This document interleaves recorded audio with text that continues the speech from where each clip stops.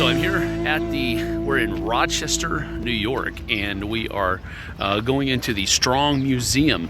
And the Strong Museum, I believe, is called the Museum of Play.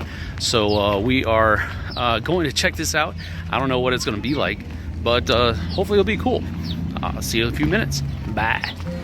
So as we were walking into the Strong's Museum, we were met with kind of a food court type atmosphere, and then after that we were taken straight to the archives where there were pinball machines and arcade games that were all vintage and from different people's collections. And that Star Wars machine I remember pumping a lot of money into. But not only were there pinball machines and arcade machines and that type of thing, but there were also rows upon rows of vintage board games. And not just vintage board games, but they also bled into the more modern games that we probably will find on shelves in stores today.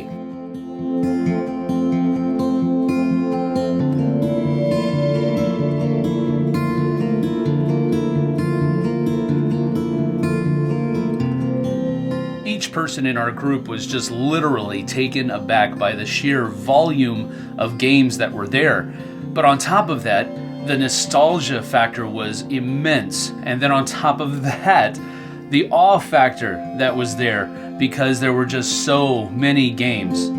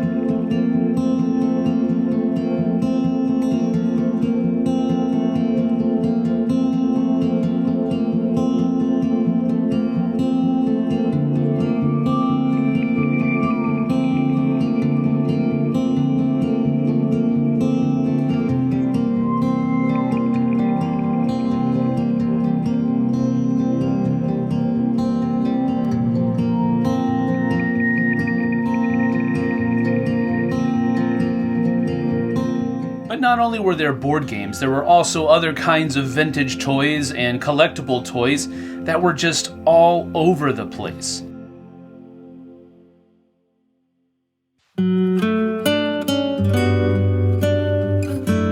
Each one of these stacks had hundreds, thousands of toys, plush toys, vintage toys, you name it.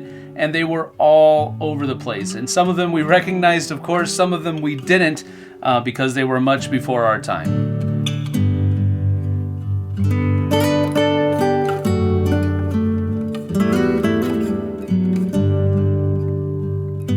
From there, we were taken to see Sid Sackson's collection of prototypes. But not only the prototypes that he had, we were also able to view his personal collection.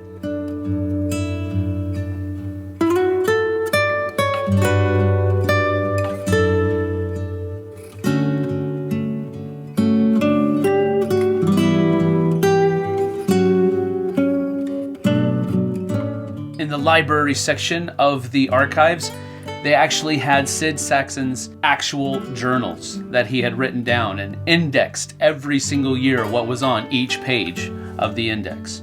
We were able to look at the Checkered Game of Life, one of the original versions of Life, the board game.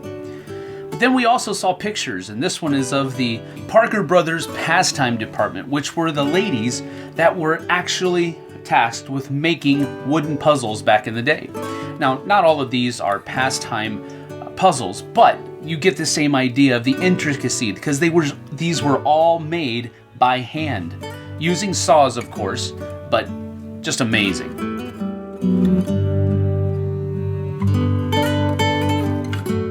After that, we were able to take a little bit of a stroll through the museum proper and see some of the different displays that they had going on. But generally speaking, this is a great place to take kids, families, or, just people in general who have that nostalgia factor of playing games and playing with the different toys that they have. or had when they were kids. And it's a great, great place. If you ever have the opportunity to visit, I highly recommend it. And I think that you should go out of your way to make sure that you're able to take a day, at least, to go through all of the different exhibits that are there. Personally, I don't think I'll ever forget the day that I spent at the Strong's Museum